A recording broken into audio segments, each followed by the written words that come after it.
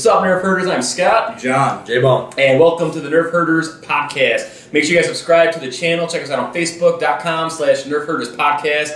Like the video and leave tons of comments. We got another round of really good movie news this week.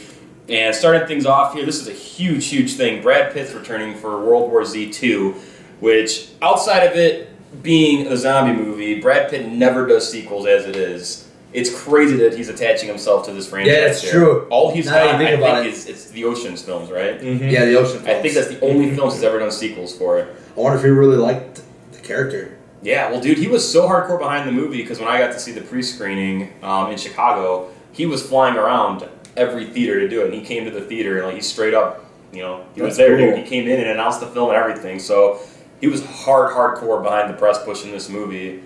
But I'm going to just kind of touch base. What do you guys think about World War Z? I never even seen it. Oh, you haven't seen it yet? I've never even seen it. I just got off what you told me, and then what you told me, and then just how what you just said. Everything that was shown in the previews was pretty much in the movie. That was your money shots. Yeah. You're saying that the story between him and his family was kind of good. Brad Pitt was basically what sold the movie. Yeah, he owns the movie, dude. It's Brad Pitt killing it as Brad Pitt. But you might like the movie a lot more now that it's out and over with. Yeah. Because that was my main thing. Is the first time I saw the movie, at that pre-screening, it was so much stuff was shown in the trailer that it was well, all right, I can predict everything as it's happening, as it's going on, so I wasn't surprised by anything. But then after I watched it again months and months later, then I was kind of all right, I kind of dig it now. It's a fun zombie action film. To me, I take it Deep Blue Sea to Jaws is World War Z to Night of the Living Dead, basically. It's the action-based zombie film. It's just kind of a fun watch. Yeah. I mean, does the zombies actually look good, or does it just look horrible? Well, hit it. Some of them did. The ones where they had real human beings playing zombies with real makeup and stuff actually looked really good. And they're kind of similar to The Last of Us. Yeah. When you see the human ones, it kind of reminds me of The Last of Us. Yeah. Clickers and things like that. They have that, they make those clicking noises, and then, everything's based off of sound, not so much movement. No way. Really? Yeah, it's really cool.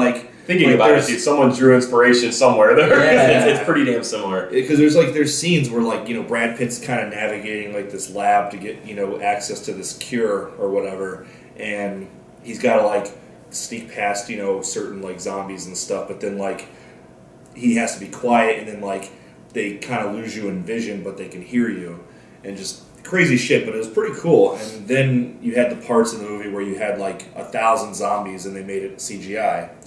And it just looked really bad to me. I wonder if they're going to work on that on the next one. I feel like they should, because this movie made a lot of money. It's Brad Pitt's highest grossing film. Are you serious? Yeah, it's insane. Wow. What?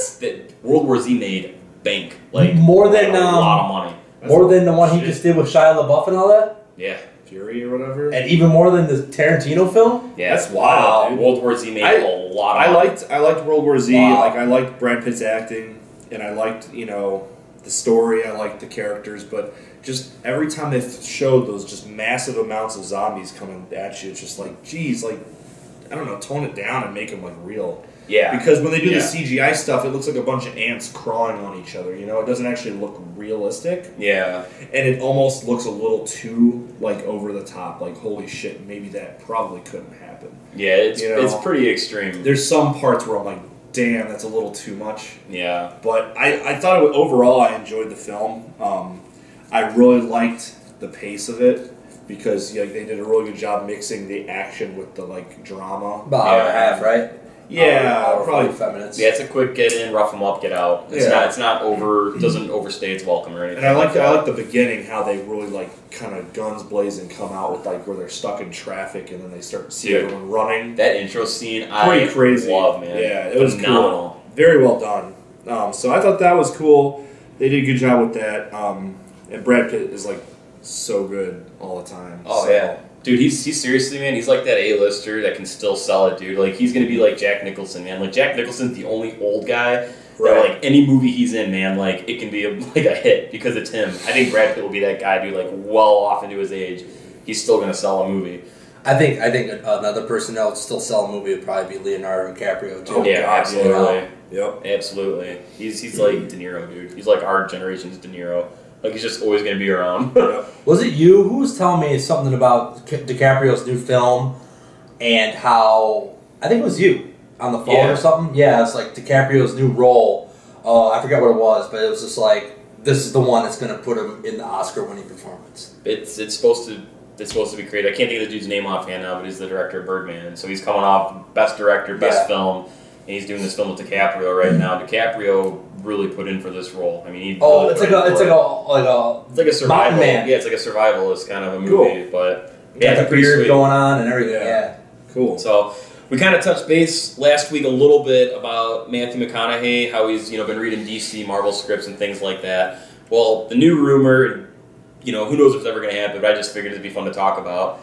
Apparently, it's rumored that he was approached for the role of Norman Osborn for Spider-Man. That'd be pretty cool. See, I heard that he was approached with a couple of roles that he read for DC and for Marvel. Oh, yeah. And that he said that none of them really kind of clicked.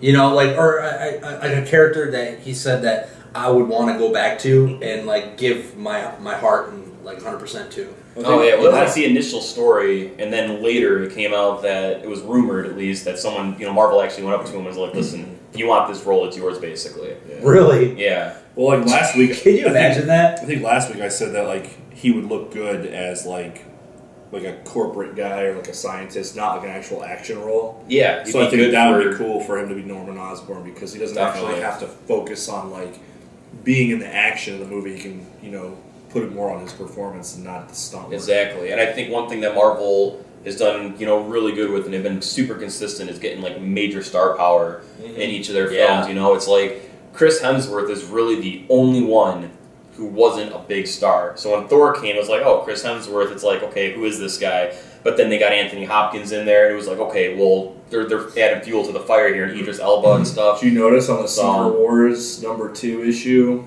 The cover with all the Thor artwork, they actually had an Anthony Hopkins version of Odin. I did, really? Yeah. It's like, Jesus, you guys are going all out with this. Wow.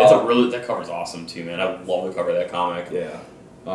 But yeah, dude, I think that's what this movie could really use, is kind of like a star power role, especially for Norman Osborn. Man, I think Matthew McConaughey could crush that role. Yeah. Especially, if Asa or Asia Butterfield or whoever gets confirmed to be Spider-Man.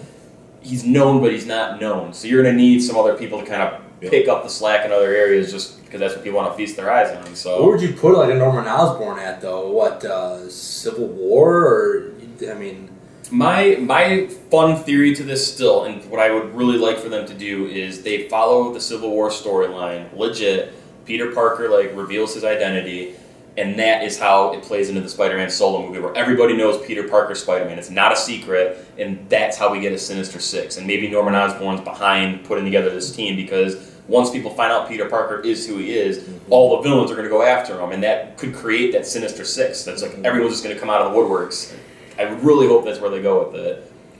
And the only downfall, I guess, to having Norman Osborn come back in is he was such a pivotal player in Sam Raimi's trilogy, and then a pivotal player in Mark Webb's duology. Yeah, I mean, you're kind of so. I mean, Norman Osborn's cool because you got two sides of the coin. I like William Dafoe. So did I. Role. Oh, dude, he was killer for that. But I can definitely see this, and I know recently, what's her name, who played Gwen Stacy in the most recent. Oh, Emma Watson? Yeah, Emma Watson made a comment about how she would be interested in playing Spider-Gwen. Yeah, I read about that. I was like, oh. All right. Yeah, I don't know if that's ever going to I don't know what they're going to do. I don't know. Are they even going to try and start over with the Spider-Man franchise? They'll have Peter Parker reveal his identity, but I also feel for Civil War to work, you can't necessarily have him already be Spider-Man. You know what I mean? Because where has he been all this other time? Well, that's what I mean. You got to figure out a way to stick him in there and make it work out. Well, this could be a very small window, because you're going to have basically the end of Avengers: Age of Ultron to Civil War. Mm-hmm. Who knows how much time that's going to cover? We don't know, chronologically where Ant-Man's fitting in yet. Who knows if they're going to reference Age of Ultron or if this is pre-Age of Ultron. who knows where that's going to fall, and that's so separated from what Spider-Man could be. So basically, from Age of Ultron to Civil War, how much time do we have between those movies? Right. If it's a significant amount of time, like a year, 2 years, then I think, it's enough time to have Peter Parker get himself established as Spider-Man on his own terms and then get brought into this movie somehow. Yeah. And, speaking of which, very next thing on here is how Black Panther is going to get tied into this. I think this is awesome how they're going to handle this. Black Panther is going to be on the hunt chasing down the Winter Soldier, and that's how they're going to cross paths and get him into the story. And I think that is perfect how they're going to do that. It just sounds so rich, Yeah, because it doesn't sound like he's being shoehorned. It's not just like, well, here's Black Panther. It's like, no, they're literally going to cross ties, and we're probably going to see a fight with, Cap and Black Panther. God, that would be cool. Dang, dude, Civil War is stacking up to be like, that'll be like the Avenger Killer, or like it'll be the Avenger Killer. You know what I mean? Like, hey, freaking Ultron, like. Yeah, if you're like a teenager and you don't know anything, go ahead and go off in the corner, kid. This is like the big boys. This is like the big boys movie now. Yeah. Did you see like they released images of like Crossbones like fighting Cap? Oh yeah, did you see the video? I didn't see. There was like a 15-second video. It was real quick. It was just kind of like 2 blocks and then Cap doing like a spinning roundhouse and kicking them. Dude. Looks good, man. Oh man, looks dude, real good. I can't believe how good Crossbones looks, man. I am like juicing. Crossbones do something amazing. I didn't see any of the images or nothing, so yeah, dude, that movie, honestly, that I have a feeling it's going to be way, way better than Age of Ultron. Mm-hmm. Yeah. Oh yeah. It's basically Avengers minus what, Thor? Yeah, it's no Thor and the possibility of Hulk. We don't know. Yeah. And a bunch of new people. I mean, it's basically everybody from Age of Ultron minus Thor, possibly not Hulk, and then adding new people. Yeah. I mean, it's going to be, whew. And I'm really excited that they're bringing back, I can't think of the guy's name, but the general from The Incredible Hulk. I think that's so cool. Oh, yeah. That they're kind of like bringing it full circle here. Yeah, that fucking guy. So I'm pumped about that. More Marvel news here. James Gunn came out and said for Guardians of the Galaxy 2, we are going to be getting a new Guardian. So somebody's joining the team in Guardians of the Galaxy 2. I don't know. I remember seeing something where they showed like more Guardians. I saw something like some comic, some story thing. I just don't know who though. Like I don't know. There's so many incarnations of the Guardians of the Galaxy. That's what I mean. Yeah, they got so many people they can choose from. But he's also came out and said he wants to create more prominent female roles. So I would say it's probably going to be a female character that's going to get added, and who knows if they're going to bring in a brand new person. He didn't really mention that. I mean, could you see Nebula possibly? That's what I was thinking. Did she die? Nebula? No, she's still out there. Yeah. Do we know that she's still out there? Oh yeah. Remember where her and Gamora having their battle, right? She's hanging there. She kind of just cuts her arm and goes down. Yeah. And she lands on one of the ships and just chucks the dude out and drives. Oh god, I thought she totally fell to her death. I never see like where she goes. But I wonder if he's going like that with Nebula, because I mean they're kind of playing Nebula off as like the Loki for Guardians, where she's kind of the hero, villain, anti-hero who can kind of go both ways and really hasn't found her light yet. And Thanos' daughter, stepdaughter or whatever. And I think Thanos is going to have a huge prominent role in Guardians too. So I mean, maybe that's what pushes her to join, to join up to fight Thanos. Who knows? What's gonna fucking suck, man. It's like if all this Marvel movie stuff, this cinematic universe, when it's all said and done and the dust is settled, and you got your Infinity War, you got your Phase 4, whatever you got to do to like finalize the whole thing up. Ever since Iron Man 1, and you come to find out that the Thanos battle, like Thanos himself, like just doing what he does and with the gauntlet and all this stuff, and it just ends up being just nothing but a bunch of hot air, just hot smoke, just blowing up our asses this whole time, like kind of like Ultron. It's just like, oh man, here it comes. It's like, what? Can you imagine that, dude? I will be so disappointed. I don't think they'll let that happen. Yeah, they can't. It would suck. I think they have so much riding on this that it's like literally, if you screw this up, no one will support it again, kind of thing. Like you've already messed up so many movies, and not Marvel per se, but just like comic book movies in general have been so like hit or miss with every story, every character, every film company that puts them out. They're always so hit or miss. Like George Clooney just came out again and apologized for ruining the Batman franchise. No way. He made a public statement. He's like, I'm sorry for destroying the Batman franchise. Like,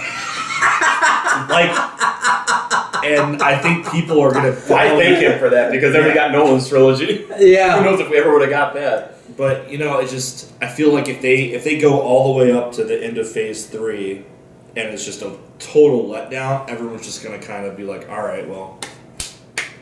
wash my hands of this. Yeah. Kiss from a rose. Sorry about the bat nips, guys. Sorry about the bat nips. Oh wait, no, that wasn't. That was Val Kilmer, right? Yeah. Yeah. That was the third one. That's right. Yeah. Jesus. But we should watch those just for the hell of it. Like the Val Kilmer one, and then what's the George Clooney one? Do we have $5 here? What's the George? Yeah, we got it. Yeah, we got it. What's the George Clooney one? Batman and Robin? Yeah. Okay, is that the one with Schwarzenegger? Yeah. Okay, yeah. And Alicia Silverstone. Yeah, Alicia Silverstone. Yeah. God, dude. Oh, how did that movie ever get? 90s heartthrob. Robin, look at my 15,000 motorcycles. That movie was literally made for toys, dude. Yeah. It was like the Star Wars prequels, man. Just like, you know what? We can make a lot of money off selling toys. So probably didn't open up a damn rave, dude, and just call it Batman Cave, dude. You know? Oh, man. Gunkum style. Yeah.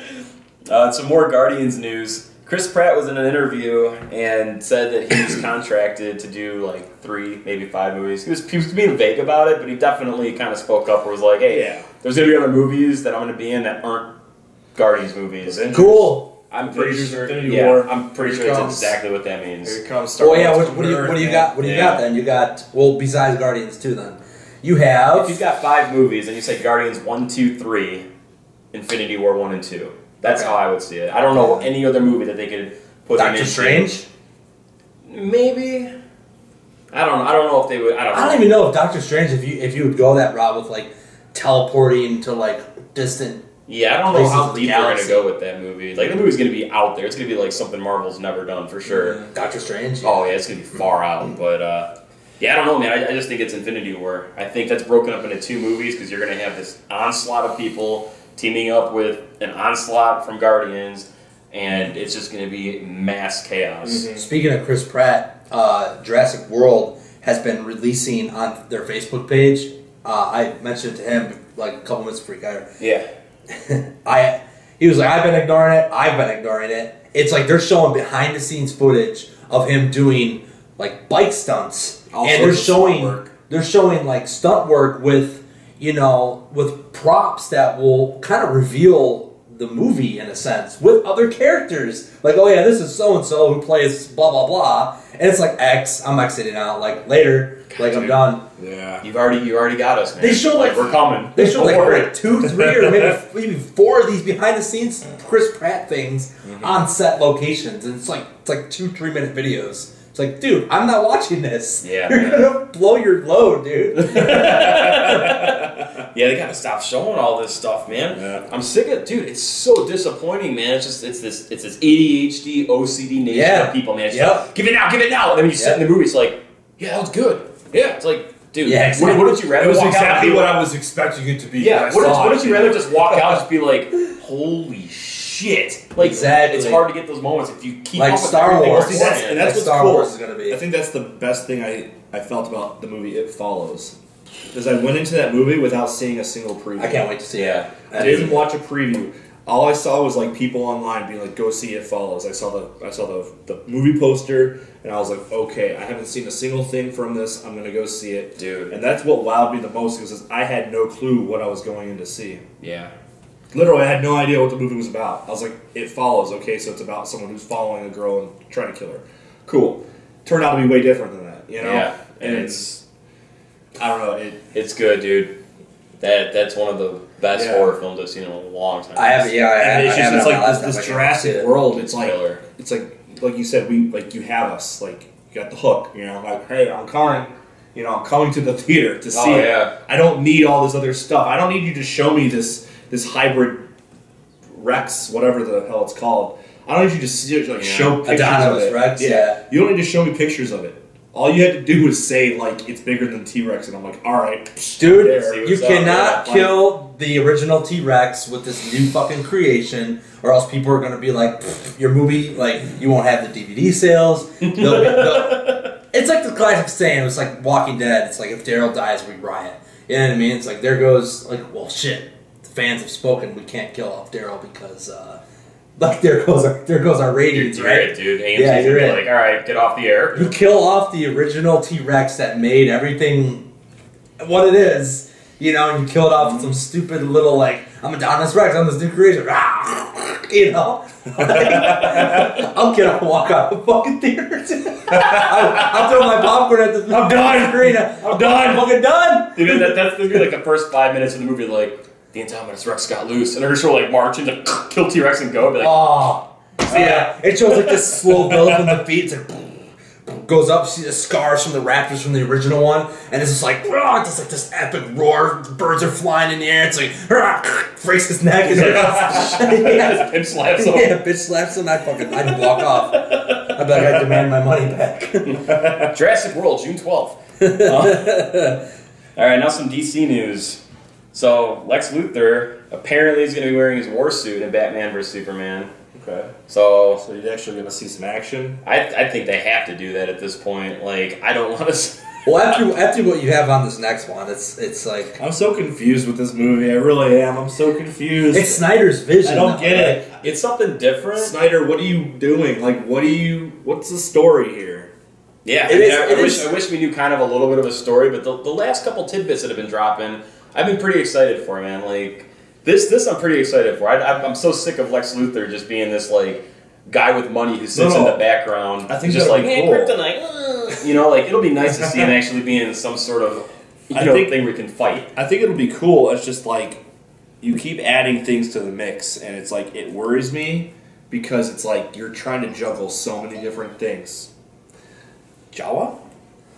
You know what? You're trying to juggle all these things. Like, okay, so you got Aquaman in the mix, you got Wonder Woman in the mix, Batman versus Superman. They have to have some kind of a battle, and then they have to team up to face possibly Doomsday. And then it's like, okay, now Lex Luthor's in the mix, and well, Batman is obviously not just fighting Superman because there's the scene where he blows away a bunch of like troopers, like, you know, soldiers or henchmen or whatever. I wonder what that's all about. So He's flying in the Batwing. Who is he shooting at? Are those Lex Luthor's men? Like, what is this? So it's like, I like that idea because it's cool. It would be cool to see him like actually battle, but like, I'm just kind of getting antsy with like, I just want him to release some kind of a like synopsis where it just gives me some kind of like, okay, like I can rest easy knowing that I don't have to worry about Jason Momoa having to come in and steal the show or like have a big role. I hope he doesn't have a big role. You know, I don't want all these major characters colliding. Yeah, no, exactly. Because it's too early for that. You want to just have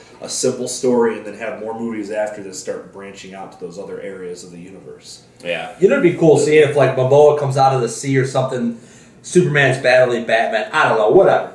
But Momoa comes out of something, out of the sea, and grabs Superman and kind of, like, he's so powerful like the Hulk that he just drags him to the bottom of the ocean while he's beating the shit out of him. Or something, you know, and Superman's like, what the hell? And it's like getting darker and bluer. But you know what, real quick? You know what this kind of reminds me of? This is going to be like a poor analogy, but I'm just going to like kind of lay it out there.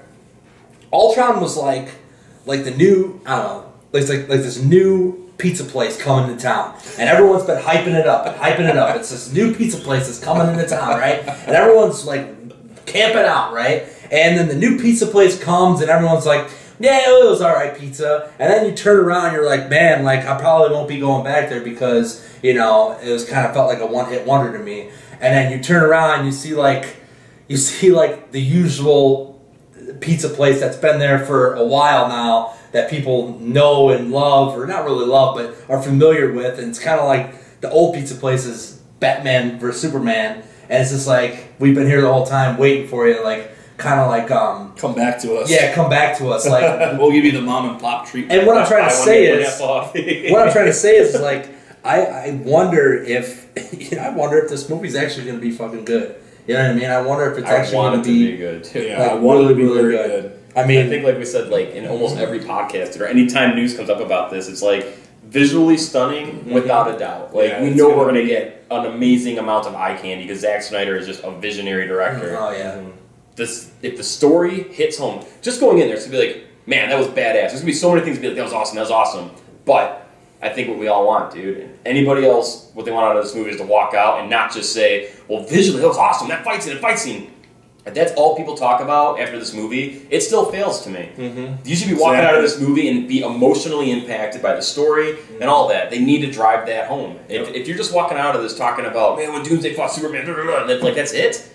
Yeah. I'm sorry, man. Like that's not what this movie should revolve around and rely on. Yeah. And that's what I'm worried about. I know visually it's going to be amazing. Yeah. I absolutely know that. I just want to have a compelling story to back it up. Exactly. Yeah, you want good story. You want the actors to do their jobs. To you know what I mean? To bring it home. You know? Yeah. Bring it home, man. And I think this next bit of DC news here is something that helps support the idea that this could be a better story. And it's something simple, but I think this is really good. Wonder Woman is going to be extremely old in the movie.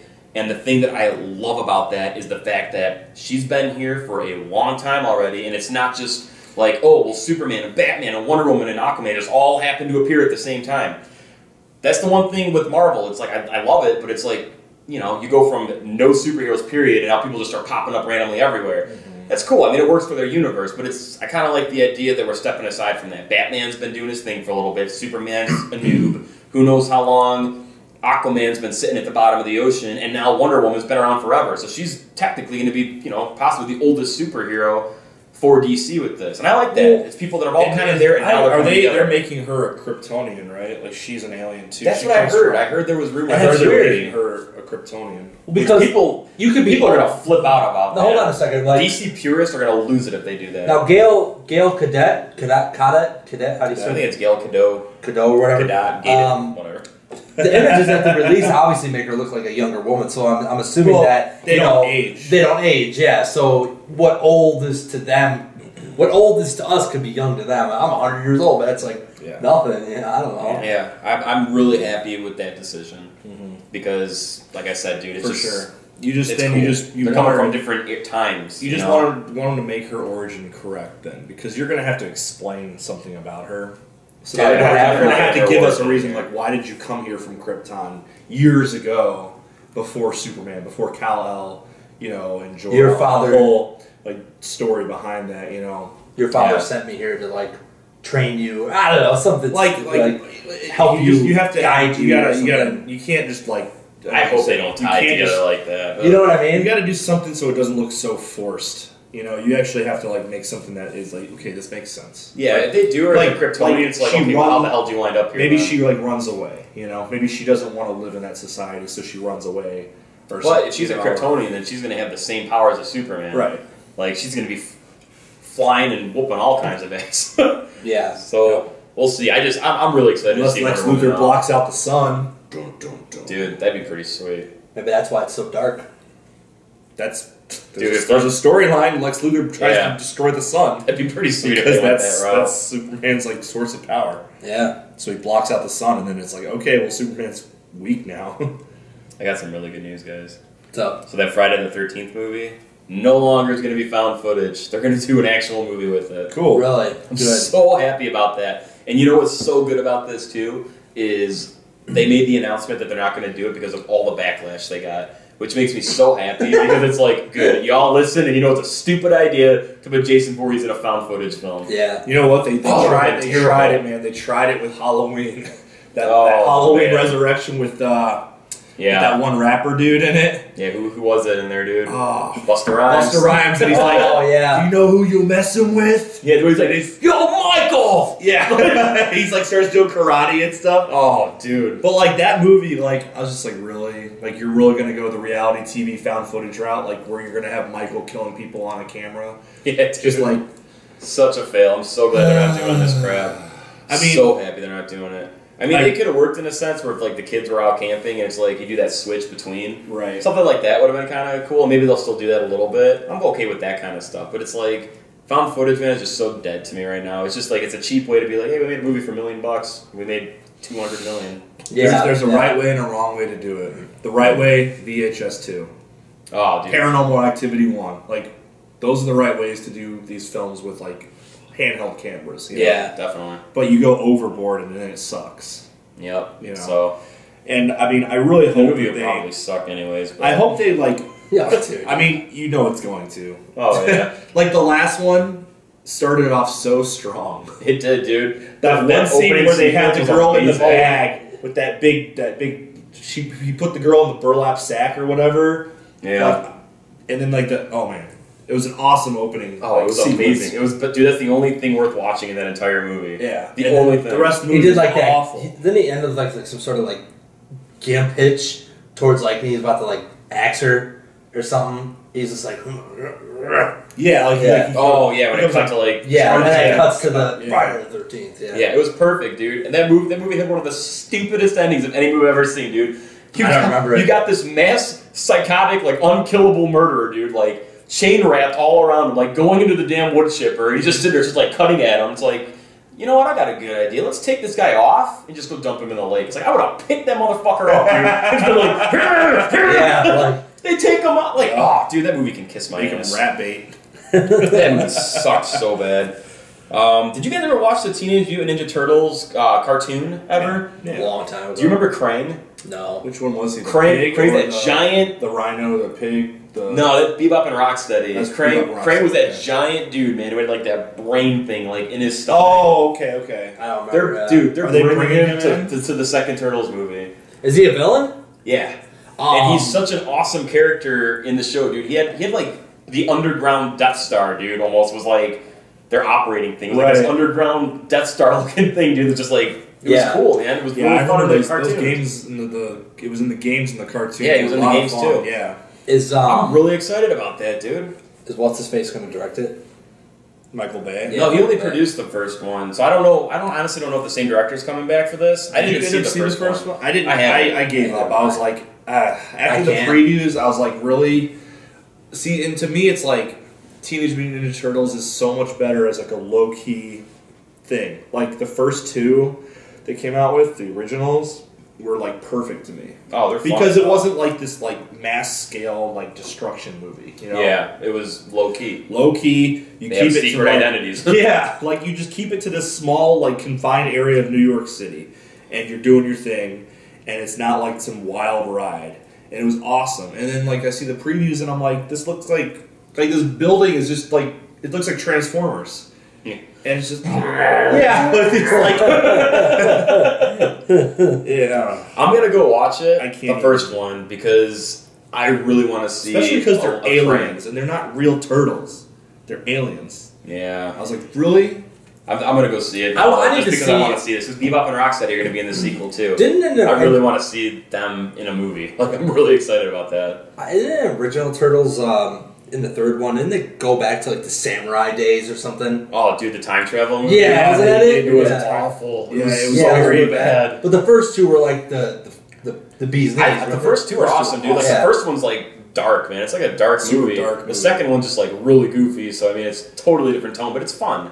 And Corey then- Feldman's Ray Raphael Star. or something. I think it was Mike. Donatello. Was he Donatello? Yeah, the Donatello or Michelangelo. purple guy. Yeah.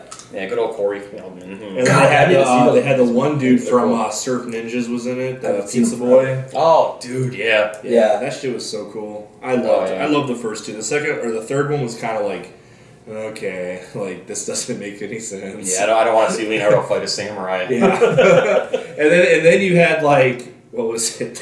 They're like the legend of the Green Man coming back and saving us. It's just like there's turtles on this like ancient manuscript that they like roll out. I was like, what the hell is this, dude? Why are there like Aliens. And then you had like an ancient version of Casey Jones. Oh, Like the guy man, who played yeah. Casey Jones played like Sir Casey Jones or some shit. Like I don't know. Yeah, no Stupid. thanks. Very dumb. No thanks, but I will check out this next Typical CGI '90s fest. like third movie. You know, Yeah, like the third yeah, movie. just like Three Ninjas 3, dude. Oh Done. God, yeah. Oh, the God, Indian yeah. reservation. Whatever it was, dude. Yeah, it Everyone was like the Indian Three reservation. Three Ninjas kick back, and then there was the other one, High Three Noon Ninjas with Hogan knuckle, and no, Knuckle Up and then Knuckle High Noon. Up, and then High Noon. Yeah, Yeah. Knuckle Up, dude. Done. And then High Noon, where Colt has a lisp. And he's just, Rocky, we have to fight the ninjas. It's just like, the hell? Nice job, Colt. Yeah. Dude, this is really good. So Lawrence Kasdan, who helped J.J. Abrams write The Force Awakens and worked on the original films, came out and said, like, yeah, you know, Lando might not be done. He's not in this movie, but I don't think he's done. Cool. I wonder why. I want Lando back. I want Lando back too. I don't want them to pull up The Force Awakens and just be like, yeah, Lando died. Like, don't do that. Well, they're gonna have to tell the story of how Han got the ship back because he gave it to Lando in the end of Jedi to fight the Empire. Yeah. So it's like, okay, well, Is it confirmed that he's not in 7 at all? That's what Lawrence Kasdan says, but who knows, man? There's so many rumors and stuff floating around that like he might have been saying it just to cause misdirection.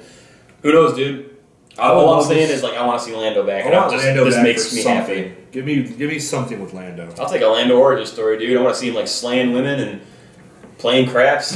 Yeah. Hey, baby. I want to see that international gambler, dude. How'd you get that status code? What did you do to build Cloud City, huh? You know, like. Yeah, remember we saw his son. This is Lando Calrissian saying drink in the elevator. Shower juice. What? His son in the Oh, elevator. yeah. Oh, that's right, yeah. Yeah, Corey D. Williams was in our elevator. And I just hey, can I get your picture? He's like, yeah. Dude, I wore a costume. So. Yeah. Yeah, it was like no one knows who I am. It was like 6 o'clock or something. And he's like, "Yeah, my dad's back up in the room sleeping. Like he don't like being around all these people." He's got too much swag, dude. Yeah, he looks good for his age, man. He's still pimping it. His manager was like pimped out in this like white zoot suit with like purple and silver checkered tie and stuff. I was like, really? What the hell are you wearing, dude? He had like gold rings and stuff. I was like, of course Lando would have this guy as his like manager. Yeah, like LA pimp. Yeah, like the resurrection Lobot. Oh man, last thing I got on here for this week, dude. Mad Max 5 confirmed. Not by the studio, but by George Miller. He's like, it's happening, dude. We're making this damn movie. So they're going to call it Mad Max, and the subtitle is going to be The Wasteland. Cool. I like it.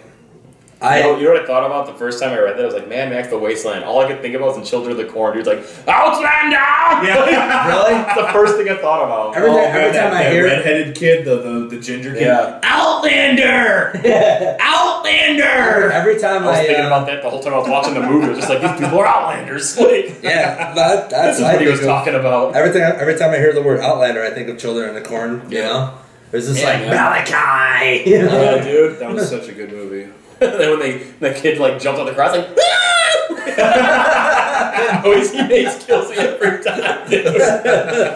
Oh man. Children of the Corn, man, is an awesome movie. Mad Max was I haven't seen the first 3 in years, and I just went into this new one because I knew I liked the first 3. I was like I remember liking them a lot when I was younger, so I knew it was kind of like the same premise, you know, just this vast open, you know, cars with blowers attached to them with like shit hanging off of them to like whatever. It was awesome. It's definitely a visual experience, and we're gonna do a Mad Max full spoiler review. Yeah, it's coming, man. So what do you got for this epic movie quote this week, sir? Right. Well, I feel like I had to keep with the same theme of most of mine, which has been like brutality. All of my quotes are like brutal as hell. I did like De Niro. And I did Pesci, so now I'm going to do... Oh yeah, I have to tell you what it is beforehand, right? Yeah, let's spit it out. Alright, well, it's Reservoir Dogs, Mr. Blonde. Oh, okay. Well, listen, kid, I'm not going to bullshit you, alright? I don't give a good fuck what you know or don't know, but I'm going to torture you anyway regardless. Not to get information. It's amusing to me to torture a cop. You can say anything you want because I've heard it all before. All you can do is pray for a quick death, which you ain't gonna get. Fuck, dude. That was hell yeah, man. Oh my god, I love that scene, dude. Now that's so and so's brother, right? Travolta's brother. Yeah. Through his timeline. Yeah, Vega, dude. Yeah. Yeah, dude, that scene is so brutal. The music is what really makes it, man. Yeah, because he puts on that happy-go-lucky music and starts dancing and stuff, dude. Joe goes to the right, here I am, stuck in the middle of you. And he's just dancing to it, dude. He comes up and he's like, you hear that? I heard that only Tarantino can make like some of the sickest, most disgusting things on earth. You know, like artistic. I heard that. Because you think of that as a real thing, you're like, what the hell? Yeah. But you enjoy it so much in the movie. Oh, yeah. I heard that when he starts dancing, that was all improv. Really? Yeah, like he just did that on his own, and it felt adds sadistic. a nice touch, dude. It adds sadistic, a nice touch. And Tarantino's all about that shit. Yeah. So he's like, oh, he's just like, yeah. Oh yeah. Yes. Do it again. Oh yeah. That should be like, damn. Never mind. I was going to say that should be the thumbnail for the video. Oh yeah. Dude, you know what's so cool about that scene too? Just Tarantino stuff in general. Perfect example, man. So many directors that don't know how to create any kind of emotional connection to anybody, dude. That cop is in that movie for like X amount of minutes, and like you feel so bad for him, and it's just like, oh man. And finally, when the scene lets up, you're like, Jesus, dude, like, all right, good. And then all of a sudden, dude, like Chris Penn comes in, and just like, oh, what? This guy, boom, just like caps him. Yeah. It's like, whoa, you know what I mean? It's just like that's Tarantino, man. He knows how to perfectly place emotion and things in movies, dude, to like create shock value. Did he say that Hateful Eight is his last film? No, he ain't done. It's his last film for this like revenge films or whatever. Like Inglourious Bastards. Because I know he's openly came out and said when a director's career starts to decline, that's when you should hang it up. But he hasn't declined yet. I mean, all of his most recent movies have been huge. Yeah, they have. You got Kill Bill 1 and 2, and then you have Inglourious Bastards and Django. Which I thought both of those were better than Kill Bill 1 and 2, and I love Kill Bill 1 and 2. Kill Bill. I think Inglourious Bastards and Django were better. I think what he's doing is, I mean, he's finishing his revenge. Kill Bill 1 ends awesome with the Chinese woman. What's her name? Oh, yeah. The actress's name? I forget. Lucy Liu. Yeah. I know he's finishing this as like part of his revenge trilogy because he's got like Kurt Russell's in this new one, which is awesome. No way. Kurt Russell plays one of the main characters. Oh, dude. He plays the hangman. So I'm like, he's give him a badass like role in this movie. Now man. And then I heard rumors. I don't know if they're true, but a possibility of a Kill Bill 3. That's what I heard too. Because of at the end of in the middle of the first one. I mean, the baby inside of her, like, could have lived, when she was executed or whatever, when she was pregnant. And then what's the black girl's name? The other assassin. Vivica A. Fox. Yeah. Her daughter is still alive. Yeah, well, her daughter's alive too, remember? Kill Bill 2. Yeah, Kill Bill 2. Yeah. There you go, yeah. So they're thinking about having those two, like, have a battle. Kill Bill 3 would be like those the two daughters. Oh, that'd be sick. Dude. Having some kind of like a story. I was gonna say, which would be pretty cool. Was gonna say I'd like to see Bill, like some footage of Bill, but he's dead. That actor. He's David Carradine. David Carradine's dead. I also heard too, real quick, that I don't know if it was the filming of this Hateful Eight coming up, or if it was the one beforehand, the Django Unchained, where people were so disgusted or something with some of the writing or Django, they walked off. They're like, I'm not doing this. Oh no, that was Kurt Russell. Was it Kurt Russell was supposed to be in Django Unchained, and he walked off set. Oh, okay. I wonder. I think it was the use of the N-word in the movie. Yeah, a lot of people were like, "Is this too soon?" Like to have this kind of language in a movie. See, when I heard it, I don't know. I didn't feel offended or anything like. That's why I'm not offended, dude. Because if you want to hear that shit all day, you can go put on a rap album. Yeah, pretty much. Or you can watch a movie that's like exploiting slavery in a sense and really showing how evil that was, and then you put the power into a black man on screen who was out there and whoops ass, dude. I think it was 12 Years a Slave, dude. Look at that, nominated for an Oscar. I think it was rightfully there. But I think there's just a lot of people who are like still really touchy. But it's kind of like if you didn't expect this from Tarantino, then like what the hell are you doing? Why did you just see the movie? There's films that are 10 times worse than doing a movie on slavery out there. There's 10 times worse. It's just Tarantino is such a popular guy. His movie's going to get the publicity.